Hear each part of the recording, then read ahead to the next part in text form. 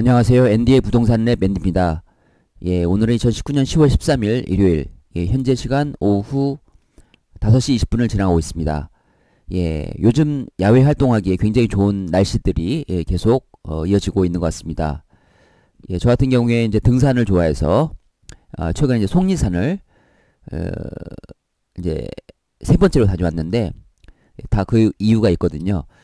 속리산 같은 경우에 태어나서 3번 이상을 다니게 되면 뭐 원하는 소원이 이루어진다라는 게 있어가지고 저도 이번에 마음을 먹고 세 번째 속리산을 다녀왔습니다. 그래서 정상까지 다녀왔는데 뜻한 바가 제대로 이루어졌으면 좋겠습니다.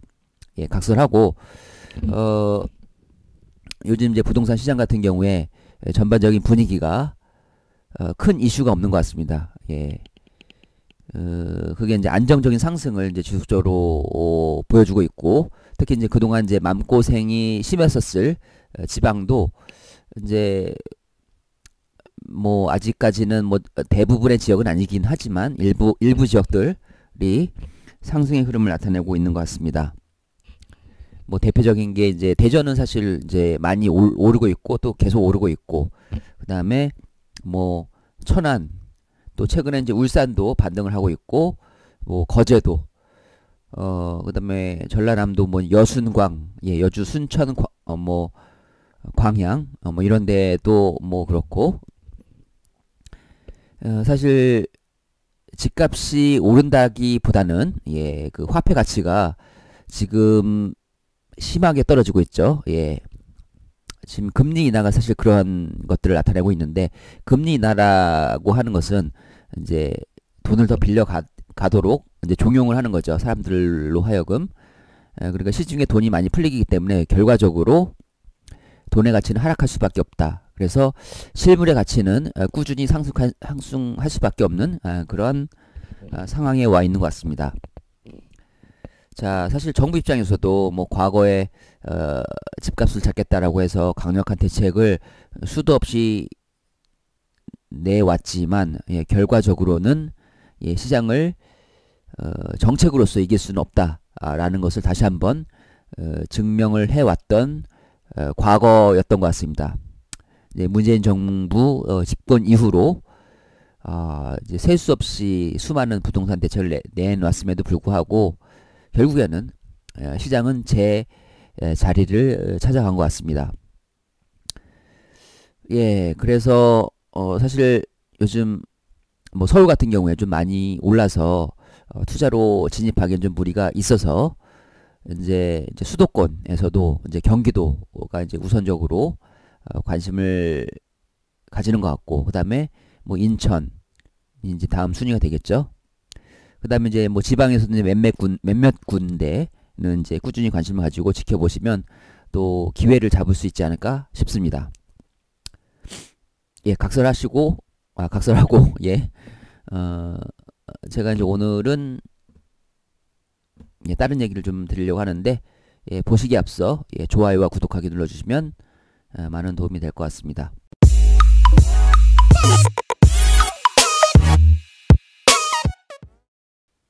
제가 이전에 이제 유튜브 활동도 했었고, 유튜브 활동도 한 1년 넘게 지금 하고 있는 것 같습니다. 그리고 이제 블로그도 이제 조금 이제 올리기 시작하고 있고, 그 다음에 네이버에 이제 카페도 운영을 하기로 마음 먹고 이제 시작을 한 지 얼마 되지는 않는데, 좀 관리를 잘 해야 될 텐데, 최근에 좀 이제 광고를 좀 하고 있습니다. 네이버 카페 운영하고 있다 라고 유튜브에 이제 글도 남기고 했는데, 그래서 뭐 한 90분 정도 이제 많이 들어와 주셔가지고 되게 감사드리고 있습니다. 이제 카페 활동도 열심히 해야 될 것 같은데, 그런 의미에서 이제 제가 이제 카페에 보면 뭐 이제 그 뭐 투자 상담 이런 뭐 코너도 운영을 하고 있는데, 사실 제가 뭐 아는 바는 없지만 이제 투자를 하면서 이것저것 배운 것들 를 가지고 이제 뭐 부동산 투자나 부동산에 슬슬 관심을 가지시는 분들에게 좀 어느 정도 도움이 됐으면 좋겠다 싶어가지고 아는 부분에서 좀 도움을 드리고자 뭐 이런 코너도 좀 운영을 하려고 하고 있습니다. 이른바야 이제 뭐 투자 상담 뭐 이런 것도 있고. 근데 이제 뭐 그런 거 상관없이 뭐 이런저런 뭐 질문을 좀 받고 있습니다. 근데 카페는 사실 일방적인 거보다는 이제 커뮤니케이션, 양방향 커뮤니케이션이 잘 되면 뭐 운영하기 좋은 것 같습니다. 그런 의미에서 예, 그 네이버 카페 NDA 부동산 랩이 운영하는 희망과 자유라는 요 카페에 예, 가입을 하시고 또 이런저런 글도 많이 올려주시면 예, 서로 이제 주고받고 예, 많이 배울 수 있지 않을까 그런 생각을 해봅니다. 예, 그래서 오늘은 예, 카페에 올라온 글 중에서 좀 몇 가지를 한번 말씀을 좀 드려보려고 하는데요. 예, 그 지난 10월 11일 날 예, 추추 예, 그 작성자분이 이제 추추 닉네임 쓰시는 분인데요. 1가구 2주택 문의 드려요 라는 제목으로 글을 올린 게 있습니다. 그걸 한번 오늘 같이 한번 얘기를 한번 해보려고 하는데 사실 부동산 투자를 함에 있어서 1가구 2주택을 통한 예, 비과세 를 잘 이용하면 굉장히 그 최선의 예, 절세 방법이지 않을까 그런 생각이 드는데요. 뭐 1세대 2주택은 뭐 말 그대로 비과세 혜택을 누릴 수 있는 예, 가장 좋은 방법이죠. 그래서 사실 9억 원 이하까지는 양도차익이 뭐 얼마가 되든 간에 예, 비과세가 되죠. 예, 그렇기 때문에 이걸 잘 이용하면 여러 번 이용하면 진짜 세금 한 푼 안 내고도 부동산 투자를 통해서 많은 수익을 얻을 수 있지 않을까 예, 그런 생각을 해봅니다.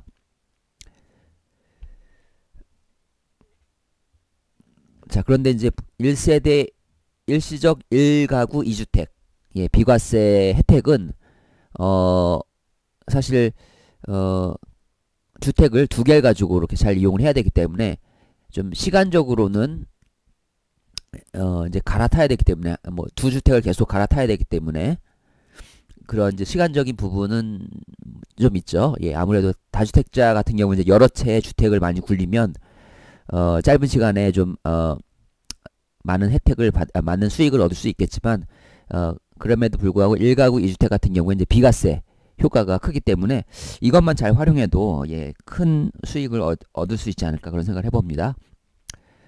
예, 각설하고 이제 질문 한번 글을 읽어보겠습니다. 예, 보면 예, 좀 크게 볼까요? 예, 안녕하세요. 예, 영상 잘 보고 있습니다. 예, 감사합니다. 예, 궁금한 점이 있습니다. 아니, 세금 관련입니다. 1인 가구. 예, 1인 가구 이제 아마 그 1가구 그거 말씀하시는 것 같은데 예, 보면 예, 주택이 두 개가 있습니다. 첫 번째는 동탄 이신도시에 25평짜리 2016년도 12월에 분양받아가지고 분양 입주를 했다라는 것이죠. 그러니까 2016년도 12월 달에 입주를 하셔가지고 예, 그 지금 현재까지 예, 지금 현재 거주 중에 계신데 2년 10개월 정도 거주 중이라고 하시네요. 그래서 요게 이제 1주택인데 동탄 같은 경우 이제 조정 대상 지역이죠. 그래서 분양가 대비 한 차액은 한 2억 정도. 예. 성공하셨네요. 그다음에 이 이후에 이제 두 번째 주택을 대구에 있는 예, 대구 수성구에 있는 단독 주택을 사셨는데 요거 2억짜리를 예, 부부인지 모르겠지만 하여튼 두 명이 이제 공동 명의로 사셨다라고 하네요. 각각 지분이 이제 50%, 1억씩이니까 50%씩 됐겠네요. 그래서 2019년도 7월 달에 매입을 했는데 예, 그러면 이제 2주택이 되는 거죠. 이제 여기 이제 대구 같은 경우에 투기 과열 지역. 그래서 현재 일시적 1가구 2주택으로 예, 양도소득세 비과세 혜택을 받고 싶은 생각을 하고 계신데 그렇다라고 하면 예, 문의사항입니다. 예, 주택이 지금 두 개가 있는데 예, 1번 주택 이제 동탄 이신도시에 있는 이 새 아파트를 2년 내 매도 시에 비과세가 적용이 되나요? 예, 적용이 되죠. 그 기존 주택을 가지고 있으면서 신규 주택을 1년이 지나서 이제 샀을 때, 1년이 지난 후에, 그러니까 기존 주택은 1년 이상 보유를 해야 되죠. 그리고 새로운 주택을 이후에 매수를 했었을 때 이제 일시적 1가구 2주택이 되는 조건이죠. 자, 이럴 경우에 지금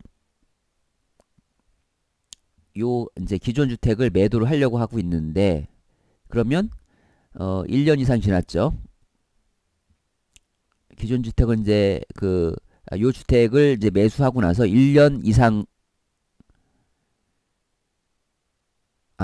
제가 말을 잘못했네요. 이 보유주택은 현재 1년이 넘었죠. 1년이 넘었기 때문에 1년이 넘었기 때문에 1년이 넘고 나서 두 번째 주택을 샀기 때문에 일시적 1가구 2주택이 되는 거죠. 그러면서 기존 주택을 이제 매도를 하는데 지금 이제 둘 다 조정 대상 지역이죠.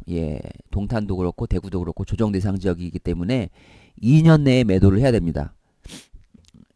이 기존 주택을 2년 내에 매도를 해야지만 일시적 1가구 2주택 비과세 혜택을 받을 수가 있습니다.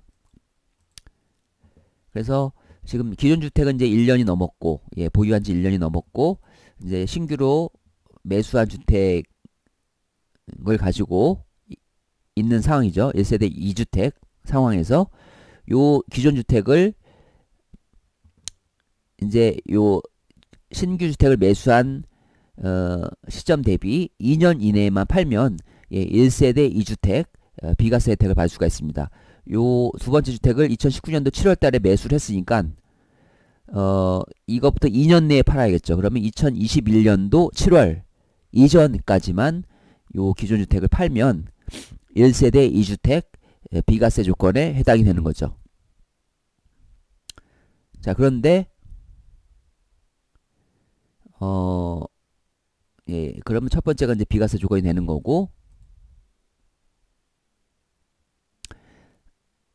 자, 두 번째는 그러니까 요걸 매도하고 나서 동탄 이신도시에 전세로 거주하겠다는 거죠. 그러면서 또 다른 주택을 매수를 할 경우에, 그러면 이제 2번 주택만 남은 상황에서 다른 주택을 또 매수를 해서 1세대 2주택, 일시적 1가구 2주택 비과세 혜택을 받을 수 있는지 없는지, 거주 요건이 없기 때문에, 거주 요건에 대한 얘기가 없기 때문에 동탄 이신도시에 다른 주택에 거주하면서 신규 주택을 매수를 했었을 때도 1세대 일시적 1가구 2주택 비과세 혜택을 이용해서 이용할 수가 있는 거죠. 그러면 대구 수성구 주택은 1년 이상을 보유를 해야겠죠. 그러면 2020년도 7월 이후에 2020년도 7월 이후에 다른 지역 아파트를 매수를 하셔야겠죠. 그러니까 두 번째 주택을 매수한 이후로 1년이 넘어야 됩니다. 그리고 나서 사셔야지 1세대 2주택 비과세 혜택을 누리실 수가 있습니다. 그 전에 사시면 안 되죠. 그 전에 사시면 안 됩니다. 그래서 두 번째 주택은 2019년도 7월 달에 매수를 하셨기 때문에 내년 7월 이후에나 뭐 투자든 뭐 다른 목적으로 사셔가지고 매도를 하셔야지만 1세대 2주택 비과세 요건을 이용하실 수가 있습니다. 사실 이제 세금 관련해서는 굉장히 어렵죠. 쉽진 않죠. 그 다음에 여기서 이제 한 가지 더 말씀을 드리면, 이건 이제 둘 다 조정 대상 지역이기 때문에 첫 번째 주택을 2년 내에 매도를 해야 되는데, 만약에 둘 중에 하나라도 조정 대상 지역이 아니다라고 하면 그 기존 주택을 3년 내에 매도를 하시면 되겠습니다. 자, 요 조건은, 그러니까 둘 다 조정 대상 지역이면 첫 번째 주택은 2년 내에 매도를 해야 된다라는 게 2018년도 9.13 대책에서 적용이 돼가지고 그때부터 이제 2년 이내에 매도를 해야 됩니다. 그래서 이 세법이 매번 바뀌기 때문에 굉장히 어렵습니다. 예, 어렵고 해서 좀 더 이제 정확한 상담을 위해서는 이제 세무사에게 정확한 유료 상담을 하시는 게 향후에 세무사한테 이제 책임을 물을 수도 있고, 예, 그런 점에서 만약에 이제 여러분한테 확인을 해보시는 게 좋겠죠. 예, 그리고 나서 제가 이제 이렇게 또 답변도 드렸고, 예, 그래서 이제 뭐 그 세금 관련 문의사항도 한번 풀어봤습니다. 예, 그리고 뭐 한 가지 더 말씀을 드리면 예, 제가 이제 그 오늘 이제 카페에도 몇 개 올렸는데, 예, 경기도 지역에서 이제 최근에 이제 수원 지역, 예, 수원 지역 전세가 흐름이, 예, 수원에서 영통 쪽이 전세가 상승이 심상치가 않습니다. 예, 뭐 9월 초에는 0.09%였는데 0.04, 0.25, 0.26, 0.1이 넘으면 굉장히 주의 깊게 봐야 되는 상승률이거든요. 그런데 지금 0.37까지 지금 올라왔죠. 전세가가. 이로 인해서, 예, 매매가도 지금 0.26까지 상승을 해버렸습니다. 지금 이게 이제 영통구가 이제 수원에서 이제 대장, 그러니까 리딩하는 지역이죠. 예, 수원 내 시세를 굉장히 이끄는 지역인데, 영통 같은 경우 제가 좀 찾아보니까 그 망포동 쪽에 이제 신규 아파트들, 영통의 그 아이파크 캐슬 1단지, 그 다음에 원천동의 광교 증흥 S클래스, 그러니까 이제 입주 물량이 이제 끝나가지고 이제 입주가 이제 다 물량이 소진이 됐으니까 이제 전세 물량이 이제 거의 없는 거죠. 그러니까 이런 신축들에 대해서 이제 그 전세 물량이 없다 보니까 이로 인해서 이제 전세가 상승을 하고 있고, 그 다음에 전세가 상승하다 보니까 매매가까지 이제 끌어올리는 그런 형국이 되고 있는 상황입니다. 근데 이제 수원 같은 경우에 이제 내년도에 경기도청도 이제 들어오고, 그 다음에 주변에 이제 뭐 광교 테크노밸리도 있고, 광교 비즈니스센터, 그 다음에 그 국내 최대 뭐 R&D 융복합 단지, 뭐 CJ 블러썸 파크, 수원 컨벤션 센터 등이 이제 광교에 있기 때문에, 이제 광교 같은 경우에, 광교는 영통구에 속하죠. 그래서 전세가가 향후에도 계속 상승할 것 같다. 라는 거죠. 그래서 이제 수원이 뭐 영통구도 있고, 그 다음에 팔달구, 장안구, 곤선구 이렇게 있는데, 지금 영통구의 상승으로 인해서 수원 지역 시세가 또 상승을 하고 있습니다. 또한 그 이제 서수원 쪽이죠. 예, 수원역 주변 같은 경우에 재개발, 그 다음에 수원역으로 이제 GTX C 노선이 지나가기 때문에 사실 그쪽 이제 팔달구 같은 경우는 조정 대상 지역으로도 선정이 됐고, 그 다음에 장안구 같은 경우에는, 예, 신분당선 연장선, 예, 그 호재가 잠재적으로 있는 거고, 그 다음에 스타필드가 내년에 이제 착공을 하면 또 상승의 힘을 받지 않을까, 그런 생각을 해봅니다. 그래서 이제 수원 지역이 최근에 또 조망을 많이 받고 있기 때문에 제가 블로그뿐만 아니라 이제 카페에도 이렇게 좀 올려놨습니다. 예, 흐름을. 지금 전체적인 흐름을 볼 때는, 예, 수원도 과거에 오랫동안 이제 그 저평가되어 있다가 최근에 지금 상승 흐름을 나타내고 있는데, 이제 앞으로의 입주 물량도 이제 없죠. 예, 수원 같은 경우에 인근 지역인, 예, 동탄 이신도시로, 예, 전출도 많았었는데, 동탄 이신도시 입주 물량이 올해 마무리되고 뭐 내년 초 마무리가 된다라고 하면, 뭐 경기 남부 지역에서, 예, 동탄 이신도시, 예, 그다음에 수원, 그다음에 뭐 용인시 수지 쪽까지 이렇게 영향을 받지 않을까. 예, 용인 기흥 이런 지역들이 이제 입주 물량이 마무리됨으로 인해서 전세값뿐만 아니라 매매가까지 이제 동반 상승하는 그러한 흐름이 내년에는 좀 더 본격적으로 나타나지 않을까 그런 생각을 해봅니다.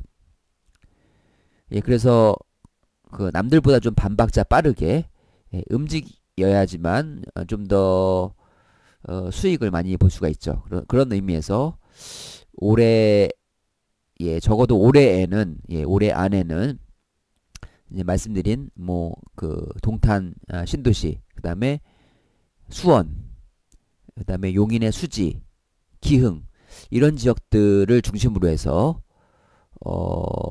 관심을 가지고 시장을 잘 좀 다녀보시는 게 좋을 것 같습니다. 그 경기 남부권 하면 이제 뭐 입주 이제 공급 물량이 이제 줄어드는 것뿐만 아니라 이제 향후에 또 일자리도 많이 생길 지역이기 때문에 이런 지역들이 굉장히 각광받고 향후에 그 시세를 이끌지 않을까 그런 생각을 해봅니다. 그래서 오늘 두 가지를 말씀드렸습니다. 이제 카페에서 이렇게 좀 뭐 세금 관련 이슈를 문의를 주신 것 답변 드렸고요. 그 다음에 수원 지역이 향후에 좀 관심을 가지고 지켜봐야 되겠다. 벌써 움직이고 있습니다. 그래서 오늘은 지금 제가 네이버에서 이렇게 희망과 자유란 카페를 운영하고 있으니까 좀 관심을 가지셔가지고 들어오시면 서로 부동산 관련 뭐 여러 가지 좋은 이슈들 많이 좀 공유를 했으면 좋겠습니다. 이상으로 마치도록 하겠습니다. 도움이 되셨으면 좋아요와 구독하기 부탁드리겠습니다. 감사합니다.